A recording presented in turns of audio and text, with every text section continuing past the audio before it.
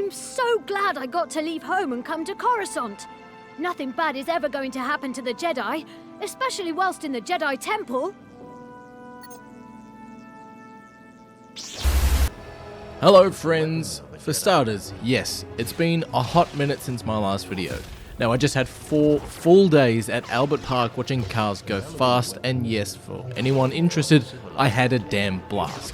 Ricardo! Hey! Oh, Daniel Ricardo! Hey! Oh, But thanks to my friends at Warner Brothers Games Australia and Koch Media, I'm taking a look at, without a doubt, one of the funnest games I've played in a damn long time. LEGO Star Wars The Skywalker Saga is now available, and it's been available for some time now, and it's not just one of the greatest Star Wars games, it's also the best way to experience the entire Skywalker Saga without having to rewatch episodes 7 to 9. Take that ridiculous thing off. Now, I love LEGO, I love Star Wars, and sadly I still have the LEGO Millennium Falcon sitting under my stairs storage begging to be built. But these LEGO games do so many things right. For starters, they're fun, they're easy for any player of any skill or age level to be able to just pick up and play, but even more so, they're damn funny. Chewie and I will take care of this. You stay here.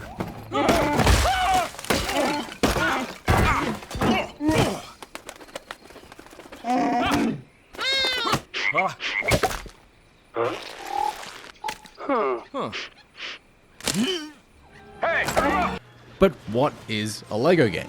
Well, depending on what version or style of game you're playing will determine the gameplay, but mostly, the LEGO games retell famous movies in comedic fun ways. From Harry Potter, Indiana Jones, Jurassic Park, and yes, obviously, Star Wars. But there are also other LEGO games that aren't a movie spin-off, like the great LEGO Batman games that sorta made a movie from it. I love it! My only trouble is his pants are just a little tight. I got an idea. Rip! It's better!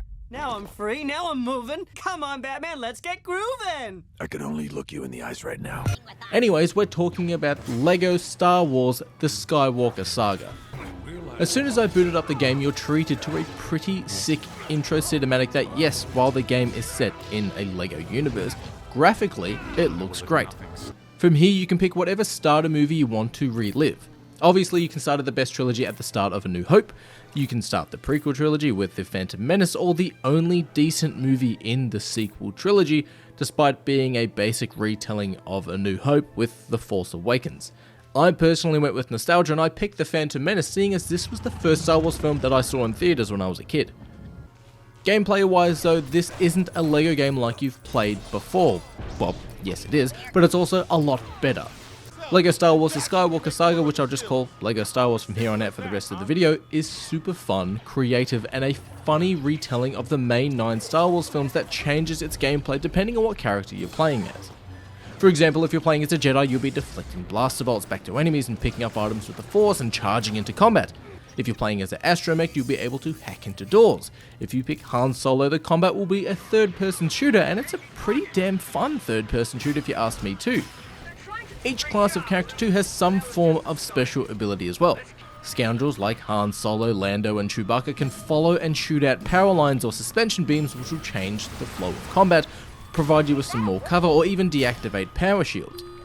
Protocol droids can unlock certain doors, and C-3PO can even split himself in half to go into small service hatches. Astromechs can open doors and activate power, Jedi and Sith do Force things as well as having lightsabers, and there's also scavenger classes which can create items like gliders and sonic blasters and net guns, and characters that can do this are characters say like Wicket the Ewok or Rey, you know, because she's basically MacGyver in those films. Drive blows are going to be pieces of us in 3 different systems. What'd you do? I bypassed the compressor. Now yes, you'll replay all 9 films in the Star Wars saga, but when you're moving from mission to mission, you've got the ability to free roam around the LEGO universe. You'll be able to fly your favourite Star Wars ship, play as your favourite Star Wars character, and go to a large variety of planets to roam around.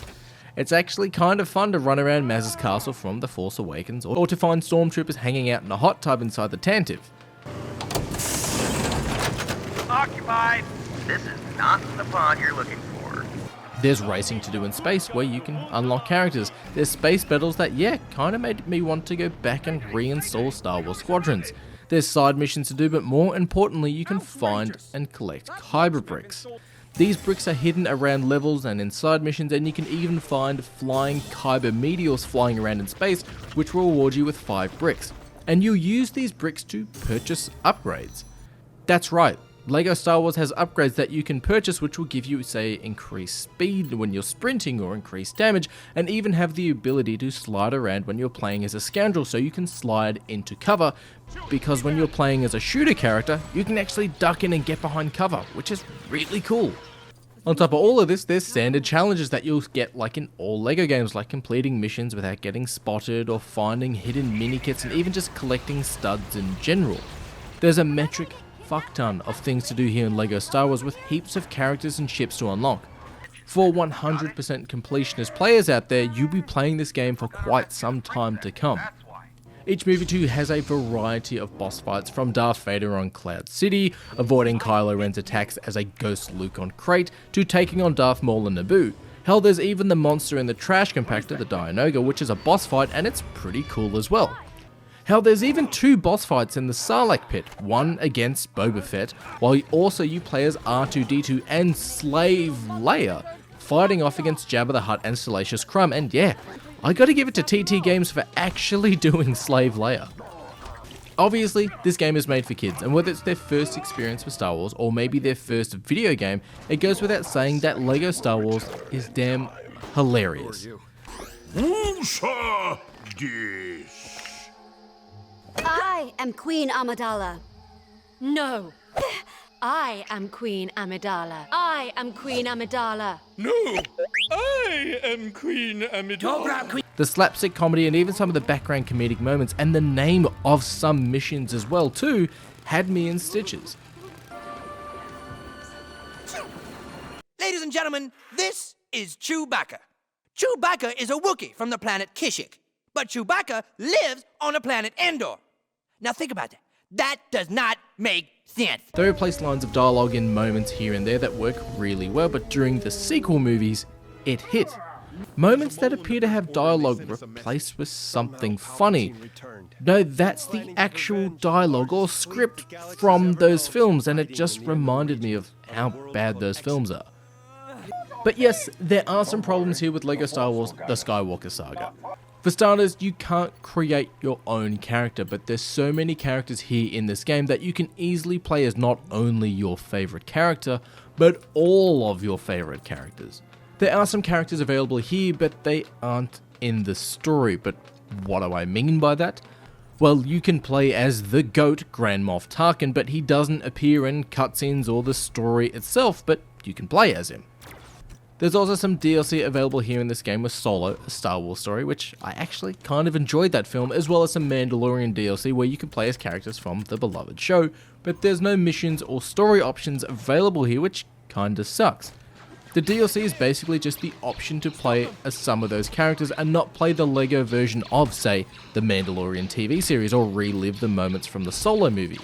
We're also getting the Bad Batch DLC, Rogue One DLC, and more Mandalorian DLC, but again, it's just those characters.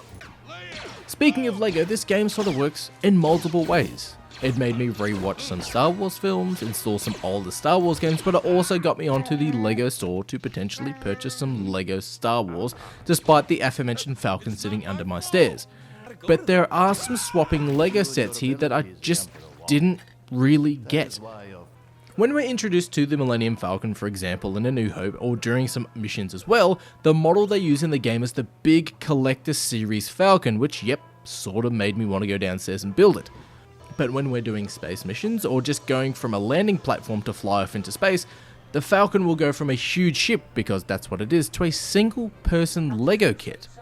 It's like the sense of scale is a bit off. Speaking of awesome LEGO kits, yes, the Falcon in some scenes is the huge must-own kit, but the Slave One, yes, that's the name of Boba Fett and Jango Fett's ship, is just a small little kit, rather than using the UCS kit that came out a couple of years ago. And yes, sadly too, the game refers to the Slave One as Boba Fett or Jango Fett's starship. Still talking about Starships here, flying around in LEGO Star Wars is fun and it made me want to install and play Star Wars Squadrons again, but it did have this really weird bug where the ship would get locked in a hard left or a hard right turn, and it took about 3 to 5 seconds to fix this by sharply turning the other way and turning the power off on my engines. Now this happened in some moments where it didn't overly matter, but there also happened when I was, say, flying through an asteroid field or in a dogfight, and it got very annoying. But LEGO Star Wars is a damn blast, but the one thing it is missing is online co-op. Being able to replay episode 1 to episode 6 and then those 3 cash grab films after that with a friend would be damn great. It also make playing the sequel trilogy more enjoyable because even replaying The Rise of Skywalker in LEGO form in a comedic slap style of game, it still didn't make sense. But LEGO Star Wars The Skywalker Saga is a damn load of fun. Yes, it's a LEGO game, but holy shit is it pretty. Lightsabers reflect and bounce off the characters and off vehicles and walls and environments too. You can see the mold lines on the LEGO minifigs and even the copyright logos. Sam Witwer plays the Emperor here, we've got Billy D as Lando, the Clone Wars voice actors return for Obi-Wan and Anakin, and it all works pretty damn well. The only thing that this game is missing in my opinion besides co-op is being able to relive moments outside of the Skywalker Saga, but then it wouldn't be called the Skywalker Saga now, would it? But this is a must-play for Star Wars fans, for LEGO fans, for those new to gaming of any age, and for those looking for some casual fun.